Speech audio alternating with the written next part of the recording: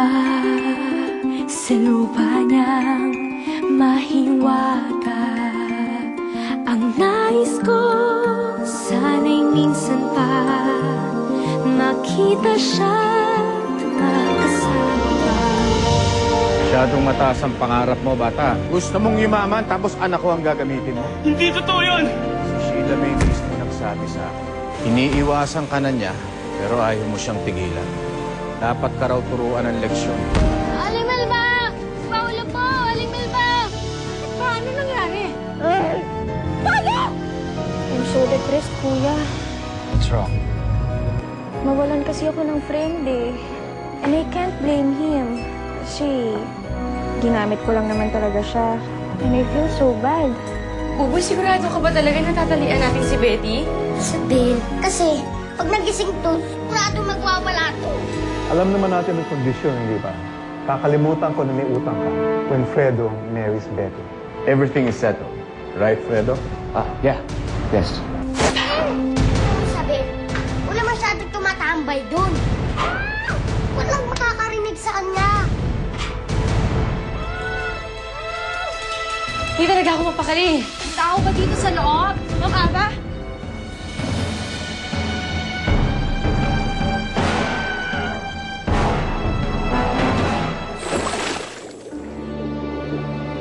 Mahal na Prinsesa Berbula. Mauna na po ako sa inyo. May kailangan lang po akong asikasuin. Napapansin ko, masyado kang abala nitong mga nakaraang araw, Erebus. Dinagdagan lang ni Osaro ang aking mga tungkulin, kaya't kailangan ko ng mauna. Magandang alon sa inyo.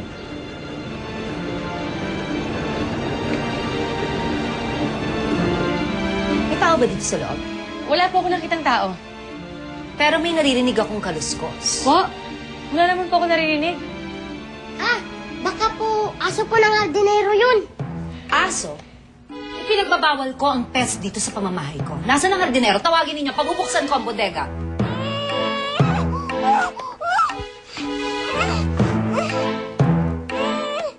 Ah, wala na po si Manong.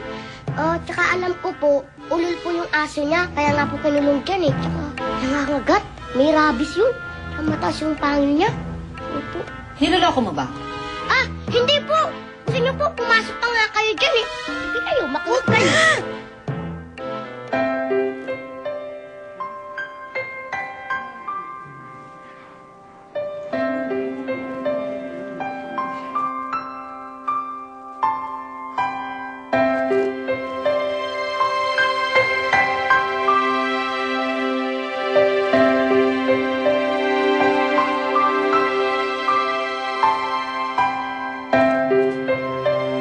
Paolo?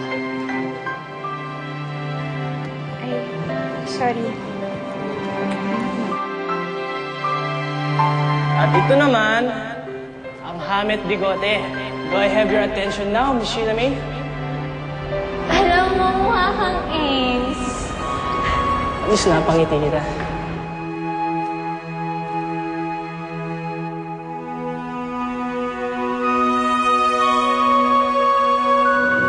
Bakit ba ako nagkakaganito? Hindi ko maalis sa isip ko si Paolo. Sobra kong lungkot na hindi ko siya kasama ngayon. I love him. Kaya ko siya namimiss ngayon. Kaya lagi ko siyang hinahanap. Dahil mahal ko siya.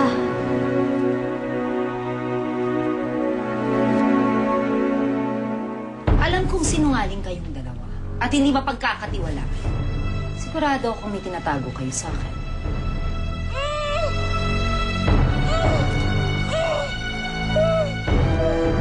Pabubuksan ko ang bodegang ito. At kapag nalaman ko na may kalokohan na naman kayong ginagawa, hindi ako magdadalawang isip na palayasin kayo. Malino ba? Opo, Ma'am Ava.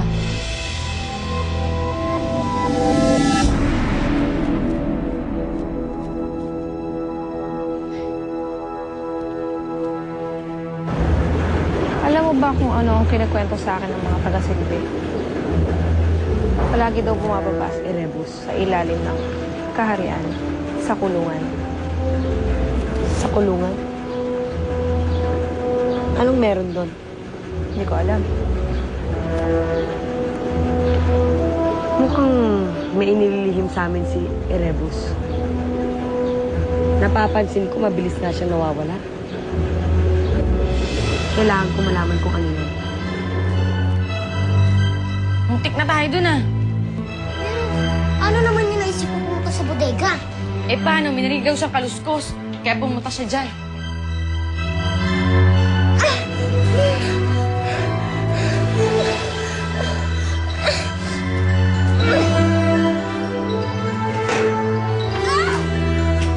Kuskus?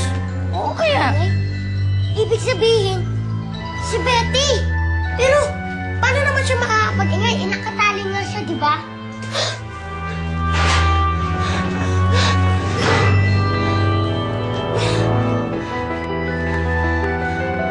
Bilisan mo na, Amafura. Ito na nga, todo ko na nga to. May abutan pa tayo ng kawal. Teka lang, teka. Saan mo ba ako dadalhin? Eh, di sabihin ng kuweba. Luma, tapos kuweba pa. Ayoko doon, maraming mga pugito-pugita doon. Ayoko no, hindi ko sila friend. Eh, ano naman ngayon kung maraming pugito-pugita? Ang chip-chip nila, no? Mga bitter sila. Palibas yung tsatsaka nila. Kuhain lang nila ako. Amafura, wala na akong ibang mapapagdalhan pa sa'yo. Hindi kita pwedeng iwan dito. Naghihinala na si Usaro. Okay, fine. Then, go, go, go! Let's go. Erebus, Prinsesa Berbola, anong ginagawa mo rito? ikaw ang dapat kong tanungin. Anong ginagawa mo dito sa kulungan? At sino yung kasama mo?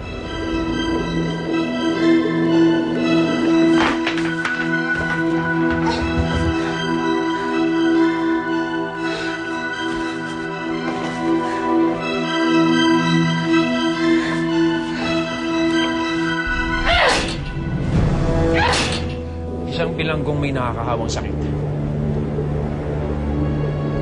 Hoy, bilanggo. Bakit nakatakip yung mukha mo? Tanggalin mo nga yan. Gusto kong malaman kung sino ka. Mahal na prinsesa, nakakahawa ang kanyang sakit. Sinabi kong tanggalin mo yan. Gusto kong makita kung sino ka. Secret! Tanggalin mo sabi eh. Ayoko. Amafura? Alam mo, Kuboy, hindi kayo natanggalin nakalagay sa bibig niya. Kaya kailangan natin siyang tignan. Kasi narinig si Ma'am Ave. Betty!